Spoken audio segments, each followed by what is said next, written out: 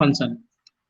And one more thing here, you will notice that whenever we are talking about convex function, then it is not means that we need to apply calculus a lot here. If you are going to apply calculus a lot here, then definitely you will face to solve definitely you will face a lot of problem while solving uh, problem with problem in higher dimension. Like in deep neural network, you might have already seen that your parameter happens to be uh, very big dimension, very high dimension. And if you suppose you are going to calculate gradient, or simply you are going to calculate Hessian, then how much time it will take? It will take so much time. There will be a lot of computational issue. So computational time would be very big in case of deep neural network or deep learning. So that's why uh, in order to understand convex function or convex problem in detail, you have to be very good in convex set. So try to whatever problem, that's a variety of things we had discussed during convexity of set. So try to recall those things, and through that we will understand uh, convex function.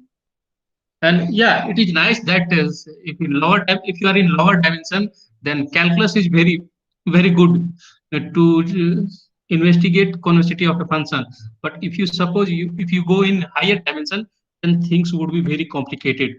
So from higher dimension perspective, you have to be very good in convex set and convexity. That's why in first module I covered in detail about convexity of set.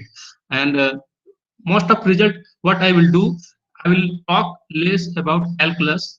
That means there would be two important characterization of convexity of function from calculus. Those would be first order characterization and second order characterization. First order is fine, there is no issue, but once you go for second order, it involves matrix, and matrix computation in higher dimension is very tough due to computational issue. So I'm going to start my today's lecture.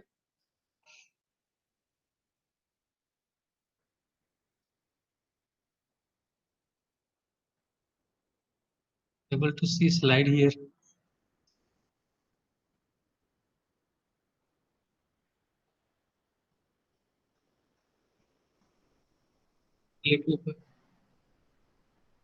Not visible.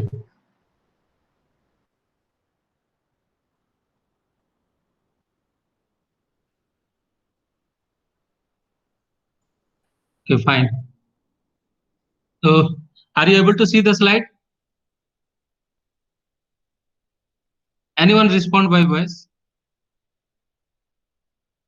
Are you able to see the? Yes, sir, visual. Okay. Okay, Yes, fine. sir. Okay, fine. Then I'm starting today's lecture. So today we will discuss about the convexity of function. This one is part one of the convexity of function, and timing and other detail are already mentioned here. So I'm directly coming to outline of today's class. So first, I would like to discuss about definition of convex function and its several variant.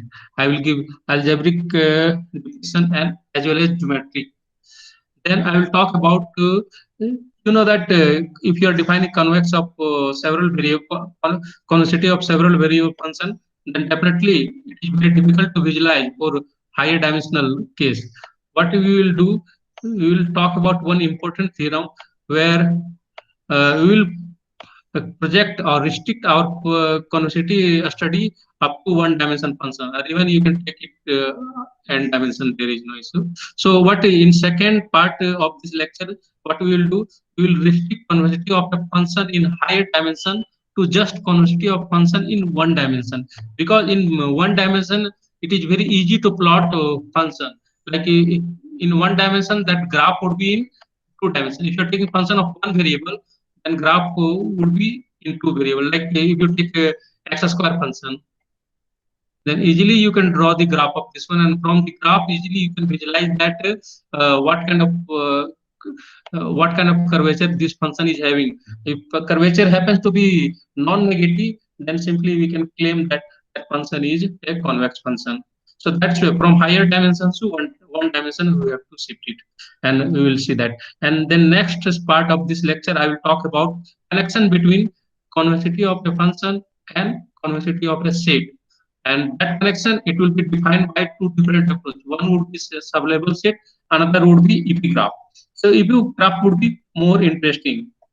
Sub-level, it would be for very helpful only for quasi-convex set, but epigraph is for any kind of convex function, it would be applicable. And I will talk about pcap, where I will in next class probably I will discuss about first order and second order characterization of convex function. So coming to definition, segment, and its variant. So what is a convex function? So convex function, if you consider a function from n-dimensional Euclidean space Rn to R, it would be convex if first condition, domain of the function must be convex set. Second condition, it satisfies for any two point from the domain of the convex set, domain of the given set, and any theta between 0 1, the function satisfy this inequality. It says that image of the line segment joining any line segment or any convex combination joining x and y must be less than equal to the same convex combination of corresponding images. Corresponding same, you can see that what theta we had taken here for in order to get a convex combination of x and y, same theta we are taking in the right hand side. So it simply says that image of a convex combination of x and y, it would be less than equal to the same convex combination of images of corresponding images, the same convex combination. So theta is here same. You can't change. If you are taking here theta equal to 0.5 in left hand side, then same theta you have to take it here as well. 0.5 you have to take. You can't take it 0.7 or something like. So you always implied from left hand side in order to satisfy this inequality. So implication always come from left hand side. So this function will satisfy this inequality, and domain of the function happens to be convex, then we are calling that function a convex function. So how can we can visualize geometry of this inequality? So overall, this inequality is very important. So geometrically, this inequality means that the line segment, or the classical name is called connecting point x f of x. It is a graph point, and y f of y must sit above the graph of f. That means chord joining the point x f of x and y f of y on the graph must be above the graph. So like this scenario we observe. So we are having a function f. We are having a function f. Then we have drawn graph. This is the graph of the function. We know that if we are having a function of one variable, suppose we are calling it f of x, then if you want to plot the graph of this function, what it would be in R2 graph, it says that you have to take domain element in together with image f of x. You have to take x in together with x. So if you are taking these 2 points together, then all this collection we are calling it graph. It is the algebraic definition of graph, and geometrically you can visualize this. This is the graph. So you can observe that. So you have taken 2 points from the domain. One point is x, any 2 points. Another point is y. And what you do? First, do a convex combination of x and y. So convex combination of x, y, it will give a complete line segment. From this line segment, take a particular convex combination. That we are calling it, we are taking a particular value of theta. We are calling it theta x plus 1 minus theta y. So we are taking a particular point from the line segment joining a point x, y. So this point, suppose this point is here. So what is the image of this point? Image of this point is here. It would be in the graph. So this is the, so from the picture you can easily visualize that. So here you can observe that this point is lying far behind this chord line segment. code. So always this is the convex pattern, convex function. Another way also you can observe that you can talk about curvature. What is the curvature of this one?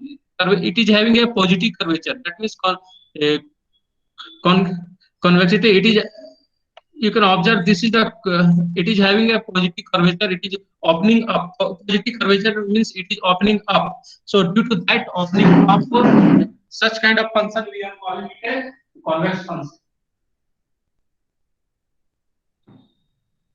So here function intensely I have taken function of one variable. So here easily you can plot because drawing graph a function of one variable is very easy. So that's way. And later I will talk about one more theorem where we will always convert a function of several variable graph into one variable in order to check convexity. So we are taking another example here. This function, so graph in plot from the plot, it can be observed that here curvature is varying a lot. Here negative curvature is there, then again up positive curvature, negative curvature. So there is a lot of changes in curvature. So negative to positive, positive to negative. So it is not a convex function. Convex function will always have a positive curvature, non-negative curvature. Curvature can't be negative. For convex function, curvature can't be negative. It would be, curvature would be always opening up like this way, always open up. Opening person would be towards upward. So this is the definition of convex function. Now I will take you example in uh, R or function of one variable. So simplest example is exponential function. We can take exponential function. So here a, it can be any real number. So if you are taking a here, I have plotted. If you are taking a positive, then you will get this kind of curvature of the exponential function. So curvature, you can, from the graph, it is very much clear that a curvature is opening up. So that's why it is a convex. E to the power x is a convex function for when a is greater than 0. If you are taking a is negative, that means less than 0. Then in this case, again we observe this kind of uh, graph of the exponential function. Again, this graph is opening up. So it is having a non-negative curvature. That means curvature can't be negative. It is not. It is having further having non-negative curvature. That's why exponential function for any a, it would be always a convex function. Suppose we are taking a power function x to the power a. Here x to the power, sorry, alpha. And alpha here we are putting, either we will take alpha greater than equal to 1 or we will take alpha less than equal to 1. So for both cases, we will observe that these power functions are again convex functions. So one example, if you are taking alpha equal to 2, that means greater than 1. If you are, then you are taking a quadratic function. So here you can observe that this is one part of quadratic function of our positive real number. So it is having curvature which is opening up. So that's why this one is a convex function. Similarly, if you take a equal to alpha equal to -1, if you are taking alpha equal to -1, then your function would be 1 by x. X to the power -1 is what? 1 by x. So what is the plot of 1 by x? And remember that we are taking domain positive real number only. We are not considering, otherwise 1 by x would be not defined for negative real number. For x equal to 0. For negative real number, it would be defined for, but for x equal to 0, it would be not defined. And for negative real number, it would be not a convex function. But if you are taking x only positive real number, then it happens that it is having a curvature which is opening up again. So that's why 1 by x is also a convex function. So for both scenario, when you are taking alpha greater than equal to 1, then you are observing power function is a convex function. When you are taking alpha less than equal to 1, that time also you observe that your this function is a power function is a convex function. Now another example is that what you take pth power of absolute value. And here p is greater than equal to 0. In this scenario also you will observe that all these for every any kind of p different p, it will behave like a parameter here. For different p you will get different convex function. All would be convex function provided that p greater than equal to 0. So if you take p equal to 1, then what you will get modulus function. So graph of modulus function, it is uh, what kind of things? It is happening like this way. This this is the graph of mod x. So you can observe from here, again it is having a positive curvature, and there is a differentiality issue at 0, but we don't have to bother about those things. So we will bother about when we will apply gradient descent. At time we have to bother about those differentiability concept at 0. Again, if you take p equal to 1, p equal to 2, then you will get a quadratic graph. So quadratic function is again a convex function because it is having a positive curvature. Uh, it is having a positive curvature. Curvature is positive means opening up, uh, opening towards up. So then that means positive curvature. And if you take p equal to 4, then curvature, it will be widen up,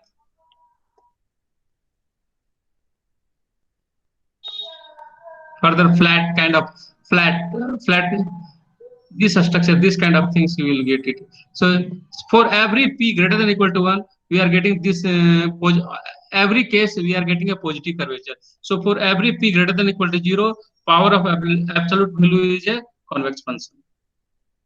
Now similarly, one very important example from information theory, that we are calling it negative entropy. So this one is also uh, uh, it is a convex function. So how negative, how entropy we define? We are taking a probability and multiply probability with logarithm of uh, 1 by p. This we are calling it entropy. And if you simplify it, what kind of form it will take? So log 1 by p, it becomes minus log p. So here minus p log p, it is the definition of entropy.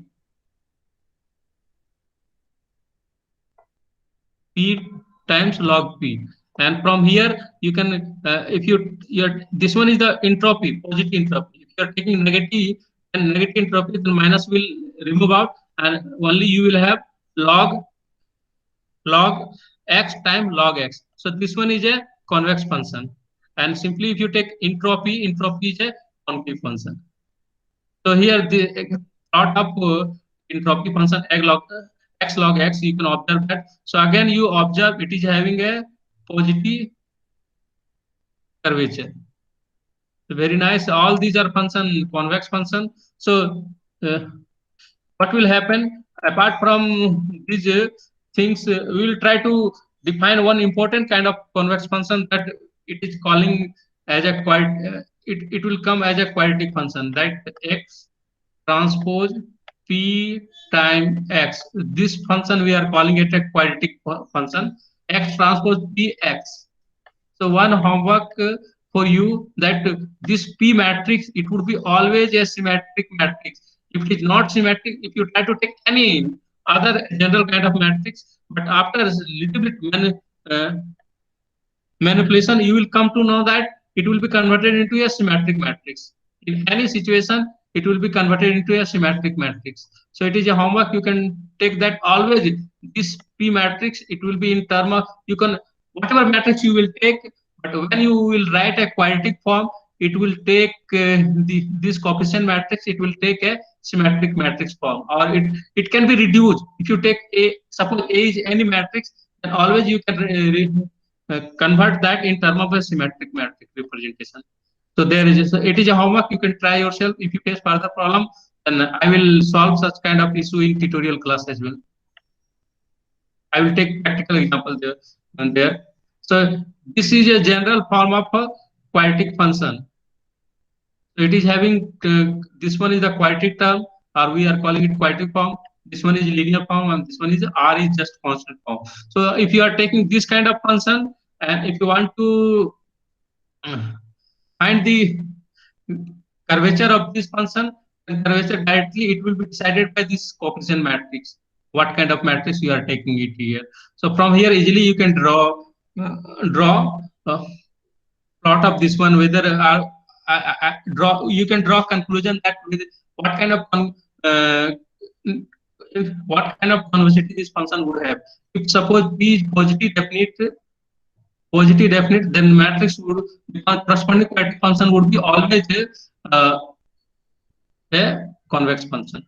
If positive semi-definite, if this matrix happens to be a positive semi-definite, then you can always say that this function would be a convex function. That I will discuss in detail later. But here I am coming to one specific convex function that we are calling it astric convex function. So it is, there is no much difference between convex and astric convex. What is the difference? That in place of inequality in last uh, inequality sign, we are taking astric inequality sign here. You can observe that in last inequality we had taken less than equal to sign, but here for astric convex case we are taking inequality. So this is the difference only, and also here value of theta we are taking between 0 and 1, 0 and 1. We are not taking value of theta equal to 0 or 1. We are excluding those value of theta. We need to exclude those value in order to get strict convexity. So we are not taking these two value. Just we are taking value of theta between 0 and 1, and here x. If you are taking any 2 point, then both point must be distinct point. So distinct point, it has been written x is not equal to y, and so this is the definition of a strict convex function. And if you want to see from the graph, then from graph it says that always there is a gap between image of the convex combination and the point on the chord. So always there would be gap. If you always observe gap, then that kind of function we are calling it a strict convex function. So in next slide I have taken few example as well. So like I have taken an example where a function is convex but not a strict convex, and another example I will take where function will be convex as well as a strict convex. So here, if you take the function defined by these branches, that means fx is taking value minus x minus 4 when x is less than equal to 4, and is taking value 0 when x is between minus 4 to 4, and fx is taking value x minus 4 when x is greater than equal to 4. If you want to plot the graph of this one, to observe that till here, till that means when x is less than equal to minus 4, the function is strict. It is following a strict inequality. That means it is strictly convex. But for the region between minus 4 and 4, you observe that function is having a affine value or constant value. So for this region, function is no more a strict. It is, the function is not satisfying the underlying equation strictly. As it is satisfying, so equality term is coming here for this region when x is between minus 4 and 4. So due to that, this function is convex. You can observe that the curvature is opening up. Here there is a again here curvature is opening up, positive curvature, but here zero curvature, then again positive curvature. This kind of concept is coming. So due to this segment, only due to this segment, this function is not a strict convex. It is convex but not a strict convex. If you, it simply signify that if you are having a function and that function is having a branch where that branch is having affine nature or constant nature, so simply you can claim that that function would be convex but no more strict convex. So that is the simple algorithm to identify a strict convex function. One more example that here I have taken where the function is convex as well as a strict convex. That means a strict convex, it says that there is no flat or affine region. There is no flat region or affine region.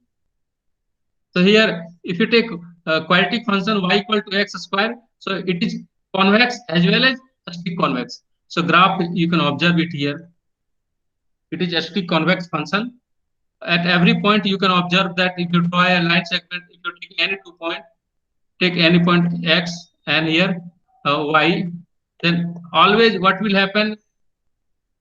The line segment would be above the points on the graph, above the graph. For any 2 point, if you are taking it, would be the line segment joining the points on the graph would be above the graph. Or the value that one is coming from linear convex combination of the given point x and y. So this is the definition of strict convex. Next one is a strongly convex. It is very important in order to find a unique minimizer of a convex function. If your function happens to be a strongly convex, then it guarantees that that function will have unique minimizer. Unique minimizer. So that's why unique solution case in convex optimization problem, always we are interested to find unique solution. So in order to get unique solution, our objective function must be strongly convex. So what does it mean? It simply says that if you are taking a function fx and you take out a quadratic part, you remove a quadratic part, a small quadratic part from that function, then the function again remains a convex function. If you are taking a convex function and from that function you are taking out or you remove a little bit quadratic part, and after you observe that again that remaining function happens to be a convex, then that kind of function we are calling it a strongly convex function. So definition it is already given here. It is a strongly convex if its first criteria, it must be its domain must be convex, and the function f of x minus sigma by 2 norm of x square is convex. Then we will call a function would be a strongly convex. So if you go in as a definition from first one, then the strictly convex function have to satisfy, here equality will come, this condition that image of linear combination, convex combination of x and y, it must be less than equal to convex combination of fx and fy minus this quadratic factor. So this is the definition of a strongly convex function. So one example here I have taken, so fx, this is the fx, and from this function you have taken out this quadratic function. So after taking out the quadratic function, you are getting, this is the resultant function. So again we can observe that it is having a non-negative curvature. So that's why it is a strong, this function is a strongly convex function. One another example in 1D also you can observe that you are taking an exponential function. If you are defining an exponential function like this way, exponential function, negative exponential function e to the power minus x, then what you will observe that this function is not a strongly convex function. It is not a strongly convex function. It is a strictly convex function, but it is not a strongly convex function. Why? But if same function you truncate the domain of this exponential e to the power minus x, that means you limit the domain. You are saying that you are taking the value of x between this point and this point. In that case, it would be a strongly convex. But when you take domain up to here x is taking value up to infinity, in this case what will happen, the x-axis it becomes asymptotic to this point. That means the graph of this function e to the power minus x, it is just touching to x-axis. In that case, if you for very large x, if you try to truncate the quadratic part, then due to truncation of this quadratic part, the function this e to the power minus x, it would be no more a convex function. So due to that reason, so exponential function, it is a strict convex function, but not a strongly convex function in infinite domain. But in finite domain, it is a strong as well as strict function. convex. So that's why intensely I have come with a few result that if your function happens to be strictly and strongly convex, then it will have a unique minimizer. If the function, if it is having a strong, strictly convex, then it cannot have a minimizing point. That means a single, not a unique minimizing point. It may have more than one minimizing point.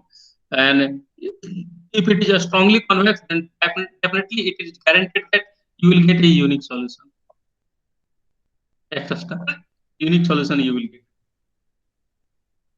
Now we will talk about convexity of function in higher dimension and its restriction to convexity of function in one dimension. How we can do that? So just in order to do this thing, you have to recall the concept of line in higher dimensional space. So in a higher dimensional space, how can you define a line?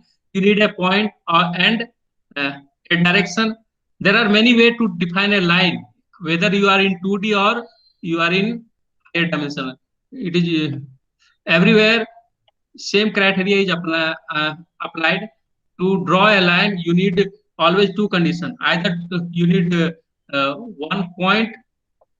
one point and the direction of the line, or you need 2 points. So everyone know that if you are having 2 points, through those 2 points, you can uniquely define a line. So always you need two conditions. One condition, 1 point, another condition, direction of the line. And in higher dimension, that direction we denote it by direction ratio, and in 2 dimension, the direction you can define with the help of slope as well. So either you need 1 point at direction or you need 2 point, or slope intercept form, or those different criteria will come as per in which dimension you want to define a line. So always you need two condition. So here I'm talking about in general perspective in higher dimension. So you are taking a point x is given, and here your direction v is given.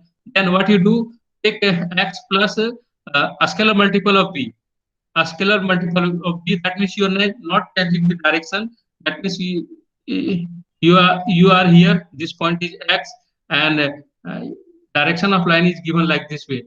This is the direction of line. So this point is x. So what would be your equation of line? Equation of line would be x plus t time v. So in higher dimension, or wherever you are, vector form of a equation of line, it is always x plus tv. It would be like this way. So you have having 1 point reference. That point you can consider as a reference point for that line, and there is a reference direction as well. So you can draw a line. So what you do in higher dimension, uh, I will come to this slide again. So you take a function which is defined from Rn to R, and it would be convex if and only if its restriction to a line x plus tv, where t is coming from real number. That means when you restrict your function to a line, then what does it becomes? So with respect to this line, this function is taking only one value is changing. If you fix a line or you fix a direction, then the corresponding function f becomes a function of one variable like this way. G of t equal to f of x plus t. What is here? Uh, X is a fixed point, v is a fixed direction. So x and v both are fixed. Now, what is variable here? You're just moving along the line. So that's why movement, it will be decided by this variable t. So t is variable. So overall, you due to fixing your line, you are having a function of one variable. That means that g is a function of t only. So what you do? So in order to define convexity of this function f, what you do, just try to identify or investigate convexity of the function g. So it is a function of one variable, and if it is a function of one variable, you easily can draw the graph of this function. After drawing the graph of function, and observe whether the curvature of that function is having opening up or opening down or some mixture of those things. Based on that, you can say that the function is a convex or not. So you don't have to go for higher dimension. Just check for this kind of function, and from there easily you can decide that what kind of nature this function would be. If any, for if any line, if any single line, if you come to know that the function g, this function of one variable happens to be non-convex, then definitely it will imply that the corresponding function will be convex as well. And for every line, if you are getting that the function happens to be convex, then definitely the corresponding function would be a convex function. So we will see that this function f is convex uh, if and only if g, this function g, function of one variable, that one is t, is convex in P for any x coming from domain of f and any direction P. So it is possible to check convexity of f just by checking convexity of function of one variable. You don't have to go check convexity of function of several variable. Through this checking function of convexity of function of one variable, it is enough. So like one example here, so one surface, quadratic surface is plotted. So what you do, if you intersect that surface by a plane, then you will get a what just define a line through this way in the domain, and that line through draw a plane, it will intersect the surface, and what would happen, you will get, so this function would be just a quadratic function. If you observe you are having a quadratic surface, so what you do, so this if you restrict your in domain, you restrict your movement along a particular line with respect to variation along that line, you will observe that it becomes a function of one variable. And now you can observe that what kind of curvature it is having here. This function is plot of g, this one is a plot of f. So this function g is from the graph, it is very much clear that g is a convex function. So from here you can conclude that f would be a convex function.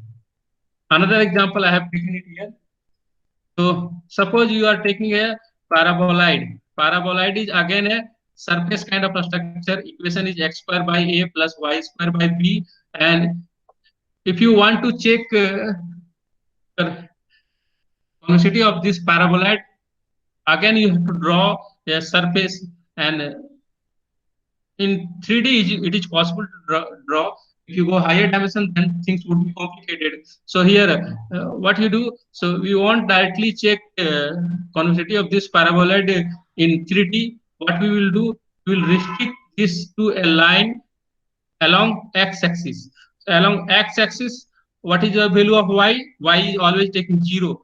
That means we are putting in this paraboloid y equal to 0. Then we are getting a simple x square by a. So what kind of function this one is? This one is simply a one-dimensional quadratic function that represents a parabola.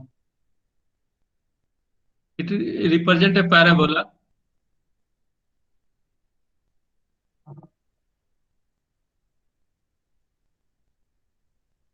The parabola is what? It is in which is convex in x. So here plotted. So this is the plot of hyperboloid. So don't go for checking of convexity of this function. In order to check convexity of this function, restrict a line in the domain. So suppose this one is x-axis, this one is y-axis. So you are restricting along x-axis. So with respect to this, take a plane, which will intersect this uh, paraboloid, and you will get this kind of curve. This is the curve along the line x-axis. So what is this? So this is the plot of G. You call it G. So it is a one-dimensional plot, and take this one T. By you got by fixing your line. So this one is a convex function. Why? Because of it is having a positive curvature.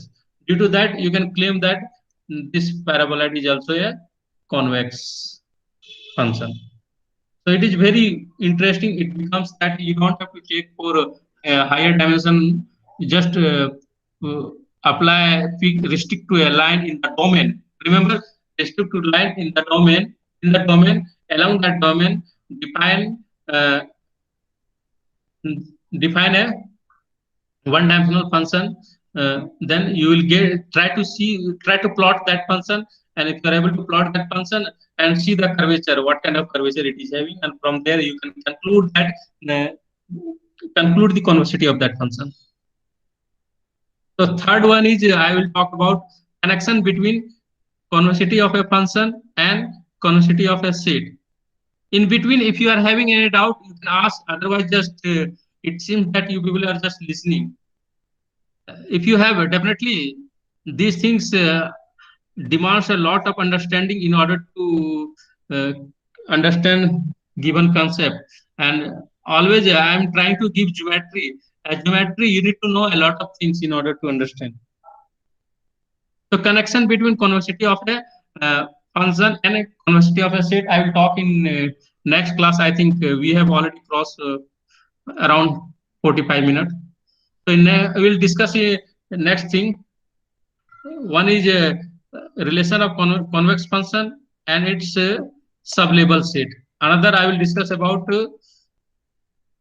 relation of a convex function and its epigraph. Epigraph is more suitable approach for underlining the convexity of a given function. If a function, it would be a convex if and only if its epigraph is convex. So just find the epigraph of a given function, and from there you can deduce that. So epigraph happens to be a set.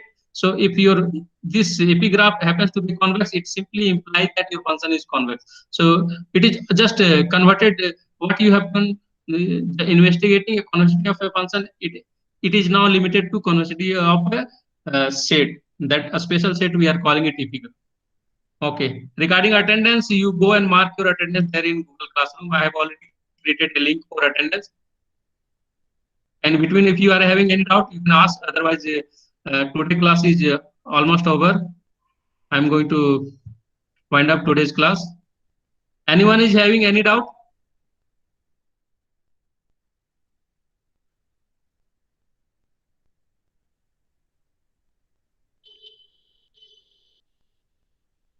No doubt.